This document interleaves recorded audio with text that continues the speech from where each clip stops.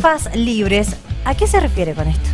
Veníamos con un esquema que el gobierno mantuvo entre el año pasado y de aumentos que fueron desde cierto shock tarifario, porque venían muy desfasadas, muy intervenidas las tarifas, sobre todo las de energía, sí, a un esquema en que fue acompañando la inflación hasta el último domingo.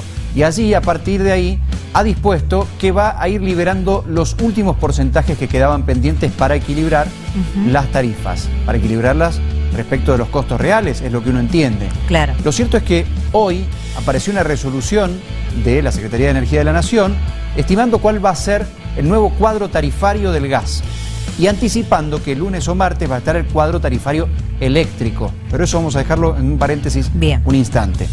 Entonces, las novedades de hoy en materia energética, de tarifas energéticas, tiene que ver con que en el gas va a haber un 3,8% de incremento promedio, porque se incrementa el componente nacional de la producción del gas, y se estima que más o menos en cerca del 4% va a impactar en las tarifas.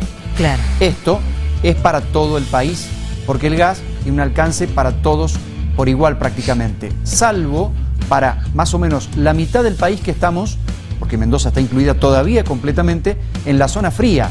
Otra de las novedades de hoy tuvo que ver con que al resto del país que paga la tarifa plena y que con esa plata aportan a un fondo específico que después compensa la tarifa en estas zonas que sufrimos temperaturas menores en el invierno, bueno, a ellos van a tener un incremento adicional del 7% en las tarifas. A nosotros no nos alcanza. Bien. Bueno, eso es una parte. Decíamos que dejábamos entre paréntesis los cuadros tarifarios eléctricos. Sí, ¿qué va a pasar con la luz? Porque ahí tenemos tres componentes, el nacional, el provincial, que es el de distribución, y los impuestos. Se supone que el lunes o martes, según ha dicho la Secretaría de Energía, va a aparecer un porcentaje parecido en la resolución específica para ver qué cuadros tarifarios tienen. Eso es en el componente nacional. Después se verá cómo se va incrementando la parte de distribución que viene en la provincia de Mendoza, y eso redunda después en un pago de impuestos adicional. Pero eso veremos cómo impacta en el bolsillo, en la factura final del bolsillo de la luz, seguramente la semana que viene. ¿Y los subsidios, entonces, cómo van a quedar? Los subsidios fueron retirándose de a poco y es eso lo que se está compensando con los incrementos. A partir de esto. A partir de esto. Recordemos que todavía rigen los tres niveles de subsidios, categoría N1, N2 y N3, y todavía están.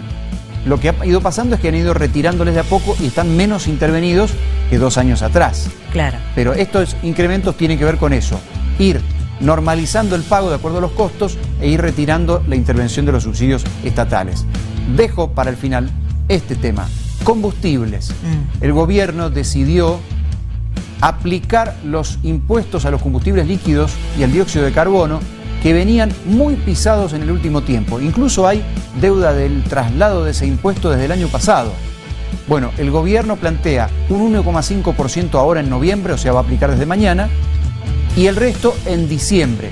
Por lo cual, traducido al surtidor nuestro cuando cargamos combustible, al micropricing, esos aumentos por zona y por el tipo de demanda que teníamos, que ya veíamos que iba y venía, subía y bajaba, a eso habrá que aplicarle seguramente el traslado de esto, el 1,5%.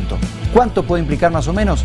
Entre 15 y 20 pesos por litro de combustible. Bueno, más a todos los aumentos del año que hemos tenido. Bueno, sí, por supuesto, porque eso se ha movido bastante. Claro, el y de combustible. Hecho, desde ¿Y cuánto no nos damos cuenta a veces? Que no, a veces pues no ya lo vamos ves. y cargamos y ya no nos damos cuenta. Claro, como sube y baja, no lo ves. Pero desde agosto hasta acá, 12% arriba combustibles, por supuesto, mucho más por encima de la inflación. Bueno, muchas gracias, Pablito.